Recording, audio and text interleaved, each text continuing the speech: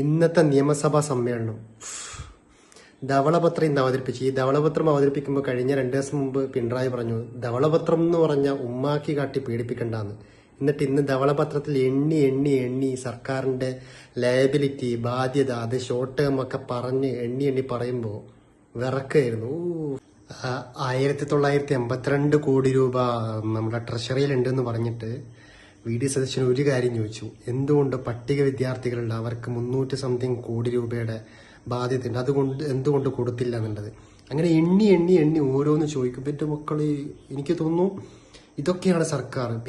കുറേ ഉണ്ട് കേട്ടോ. ഇപ്പൊ വണ്ടി മോഡിഫിക്കേഷന്റെ മാത്രമല്ല, പിന്നെ അട്ടപ്പാടി മധു കേസിൽ 1-ാം പ്രതിയെ വെറുതെ വിട്ട ഹൈക്കോടതി വിധിക്കെതിരെ സുപ്രീം കോടതിയിലേക്ക് പോകാനൊരുങ്ങുകയാണ് സർക്കാർ. ഇങ്ങനെ എണ്ണി എണ്ണി എണ്ണി എണ്ണി ഓരോ കാര്യങ്ങൾ നിയമസഭയിൽ പറയുമ്പോൾ ഇത്രയും ദുർബലമായൊരു പ്രതിപക്ഷം അടുത്തൊന്നും ഉണ്ടായിട്ടില്ല. പിണറായിയൊക്കെ അടിപതറിയായിരുന്നു. കാരണം സതീശന്റെ ഓരോ വാക്കും ക്രിസ്റ്റൽ ക്ലിയർ ആയിരുന്നു മക്കളെ, ക്രിസ്റ്റൽ ക്ലിയർ.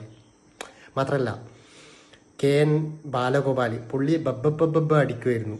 പിന്നെ ഇവർക്കൊന്നും ഈ മടിയിൽ കനമുള്ളവനെ പേടിക്കണ്ടു അങ്ങനെ കുറച്ച് വാക്കുകൾ പഠിച്ചിട്ടാണ് ഇവർ വരിക. കാരണം നമ്മുടെ ഈ ഒരു പുട്ടിന് പീര പോലെ പറയണം. പക്ഷെ അതൊന്നും സതീശന്റെ മുകളിൽ കൊണ്ടില്ല എന്ന് വേണം പറയാൻ.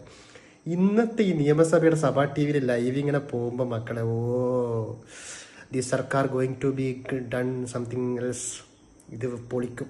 സ്റ്റാർട്ടിങ് കുഴപ്പമില്ല.